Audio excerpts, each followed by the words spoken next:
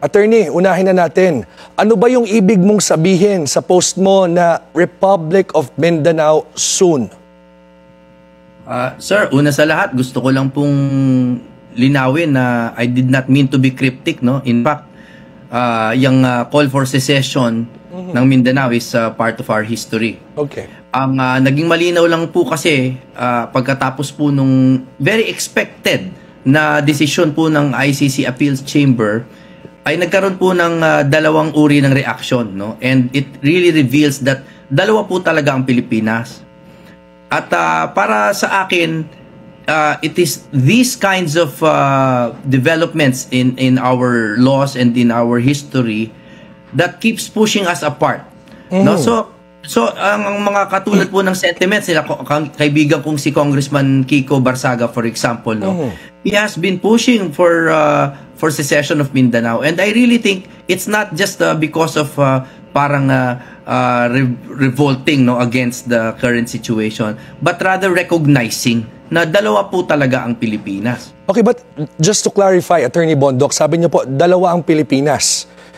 Is this in response to the actions of the current administration against former President Rodrigo Duterte, at ngayon nga po ay hindi pinagbigyan ng ICC ang kanyang request na pansamantalang makalaya? Alam niyo po, sir, kahit na hiwalayin pa natin sa politika at sa kasalukuyang administrasyon, nakikita naman talaga natin na parang dalawa ang uri ng pamumuno na magkaiba na hinahanap talaga ng Pilipino.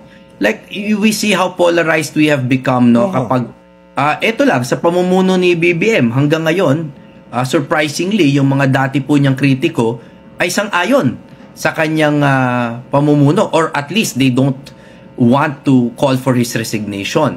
Which is surprising to many of us, pero it's clear na merong sang-ayon sa ganyang pamumuno. Samantalang yung kanyang kumukontra sa kanya, which we call the DDS, ano, ay clearly of the opposite belief. So, yan po yung sinasabi ko na lalo pong nagagatungan yung call for secession. Okay, pero di ba po sa demokrasya naman talagang merong magkakataliwas na opinyon sa iba't ibang bagay, pero bakit kailangan magresulta ng paghiwalay sa Mindanao sa Pilipinas? Well, let's talk about degrees, no? Kasi there is such a thing as an ordinary difference of opinion, no? Pero meron na rin po tayong nakikita ngayon na extraordinary na levels or degrees of differences of opinion. Meron na po tayo ngayong mga rally na talagang sa iisang rally magkakaiba yung panawagan, which is why I think the rallies have become ineffective, no? You've seen that, no? Meron nung September 21, lahat tayo anti-corruption. I'm glad we all are, no? Pero yung iba tumuturo diretso pataas, no? Sa Pangulo, with all due respect. Pero yung iba naman iwas na iwas po sa katagana yan. So even just with that is not a normal difference of opinion, because that the public sentiment will dictate kung tutuloy po ang administrasyon na ito or hindi. But attorney, as a lawyer, yes, ano po yung constitutional or legal basis para sa cessation sa Pilipinas o sa Mindanao? Ano po ang nakikita niyong dahilan o anong pwedeng gamiting basis para po gawin ito?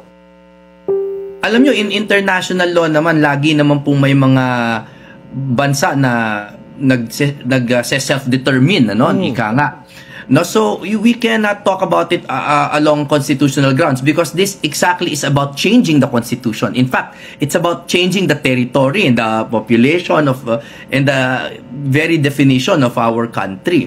So it is definitely extra-constitutional, but it's not immoral. Okay. Because countries change all the time, di ba? Halimbawa sa Africa, iba-iba na yung pangalan ng mga Congo, Democratic Republic of Congo, yung Taiwan tsaka China, that's an ongoing debate, no?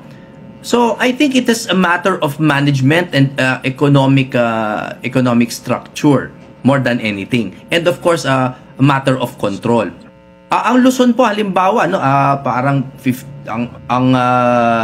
parang 57% yata ng population or something like that is nasa Luzon.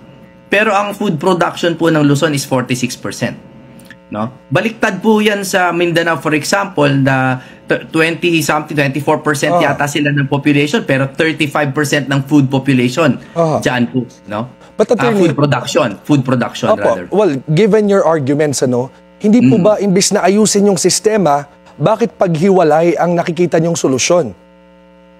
Linawin ko lang Hindi ko po ito ipinipilit na solusyon, but I am recognizing a very strong call and very persistent call dahil po marami tayong kilala na taga Mindanao at I just think it's a viable option. I'm not saying we should do it immediately, but it's something worth considering kasi halimbawa sa ating matagal ng usapan tungkol sa federalism, ang dami na pong good points na binring up about sharing more equitably the produce of our state, pero hindi yan mangyayari hanggat meron pong mga oligarkiya, sabihin na natin, or some private interests that would stand to be damaged pag na-affect yung balance of power na yan, So hindi po umuusad. In the meantime, the system is killing us. I think we can agree on that, The system is killing us because yung pong mga nasa malalayo hanggang ngayon, hindi naman natin po talaga nabibigyan ng karampatang atensyon. But some critics would say na baka naman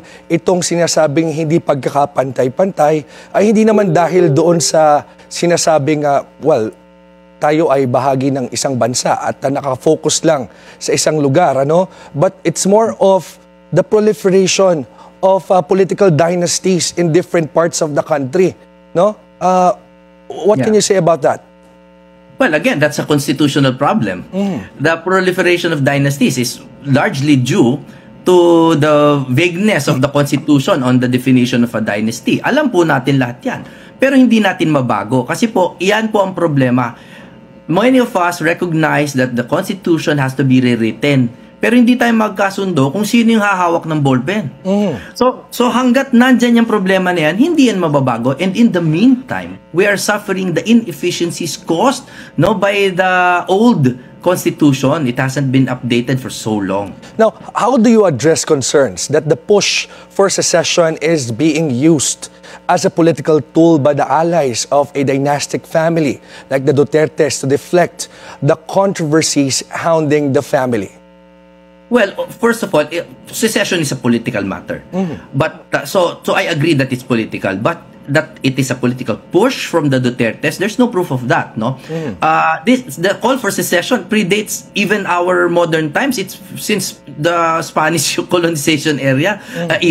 Ang tagal na pong panawagan yan because there is truly a divide. Even culturally, there's a divide. All I'm saying, I'm not trying to be adversarial, George, What I'm trying to say is we should at least recognize it. Let's talk about it kasi ang lakas na masyado ng panawagan sa secession.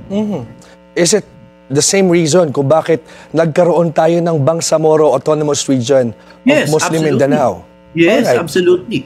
And that's some sort of compromise, right? But it's still, we all know it's still riddled by the same issues. Well, attorney, since you're already here, ano po ang masasabi nyo sa naging resulta ng ICC hearing kahapon regarding the interim release plea of FPRRD? Well, the decision was nothing less than what we all expected. I mean, sino pa naman ba namang korte ang hawak na yung gustong-gusto nilang hawakan at bibitawan pa, But I just think legally and even in terms of our sovereignty, that whether you're anti-Duterte or pro-Duterte, this case really damages a part of our sovereignty. So I hope the neutral minds out there listening to your wonderful channel are open-minded enough to recognize the damage that this does to our sovereignty. Kasi po talagang sa complementarity principle na lang, dapat po talaga dito nililiti si Pangulong Duterte. Well, attorney, baka lang bilang kayo po ay dating kapartido or kayo ay alyado ni Senator Bato de la Rosa, baka lang po may balita kayo kung nasaan siya or na-meet nyo ba siya recently? No, I haven't seen him in a while. There's a definite parang merong unspoken respect sa pagdating sa mga ganyang kaso, We don't put ourselves in odd situations that will compromise our friends, Pero legally speaking, again, I do hope the neutral minds out there agree that it will do us no good if we surrender more of our countrymen to a foreign court. Alright, sige po. Maraming salamat sa inyong oras, Attorney Jimmy Bondoc.